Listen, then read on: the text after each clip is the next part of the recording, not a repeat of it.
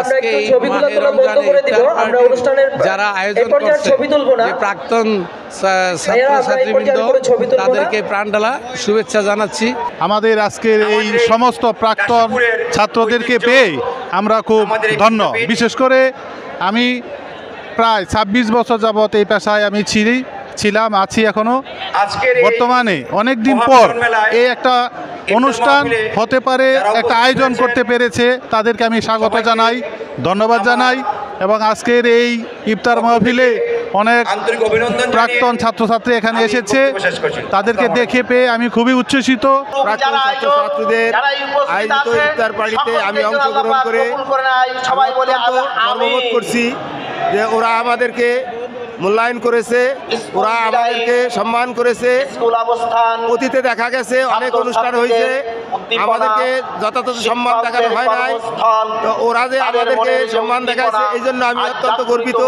আজকে আমার প্রাণপ্রিয় ছাত্রছাত্রীবৃন্দ, বিশেষ করে যারা আজকে আয়োজক, আমি তাদেরকে প্রাণ ঢালা অভিনন্দন ও ভালোবাসা জ্ঞাপন করি। কারণ এরকম ধরনের অবস্থা আমি কল্পনা করতে পারিনি যে তারা আজকে আমাদেরকে নিয়ে এমন একটা অনুষ্ঠানের আয়োজন করবে। আলহামদুলিল্লাহ, আমি দোয়া করি তারা আরও বড় হোক। তো নারায়ণগঞ্জে আসার পর আমরাও খুব রিসেন্টলি জয়েন করছি, যে আমাদের ডিসি স্যার যখন ডিসি স্যার জয়েন করার কিছুদিন পরে আমরা জয়েন করছি। তো আপনারা দেখছেন যে নতুন ডিসি স্যার আসলে নারায়ণগঞ্জ নিয়ে আসলে কতটা চিন্তিত। স্যারের সকল কাজ কর্ম, আপনার প্রাক্তন এখানে অনেকেই আছেন, অনেক সিনিয়র আছেন, ভালো ভালো জায়গায় আছেন, দেখবেন যে স্যার কিন্তু সবসময় হচ্ছে নারায়ণগঞ্জকে নিয়ে চিন্তা করে। এই ডিসি স্যার যেমন আমরা কিন্তু নারায়ণগঞ্জে কেউ স্থায়ী না, আপনারা স্থায়ী।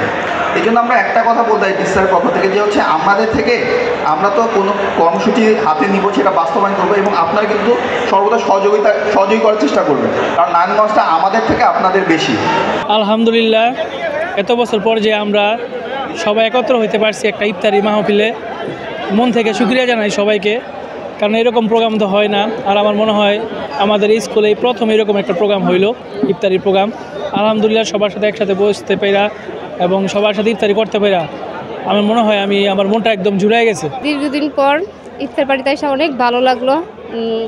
আগের যে স্যার ছিল সবার সাথে পরিচিত, খুবই আনন্দিত লাগলো, ভালোই লাগলো আমার। মানে এরকম পার্টি অনুষ্ঠান আসতে খুবই ভালো লাগছে। তো অনেক বছর পর, কয়েক বছর পর এই আজকের অনুষ্ঠানটা হলো, আলহামদুলিল্লাহ খুব মানসম্মত হয়েছে অনুষ্ঠানটা। তো আমরা চাই 25 বছরের এই অনুষ্ঠানটা ধারা অব্যাহত থাকুক। 525 জন শিক্ষার্থী এবার এসএসসি পরীক্ষার জন্য প্রস্তুতি গ্রহণ করছে। রব্বুল আলামিন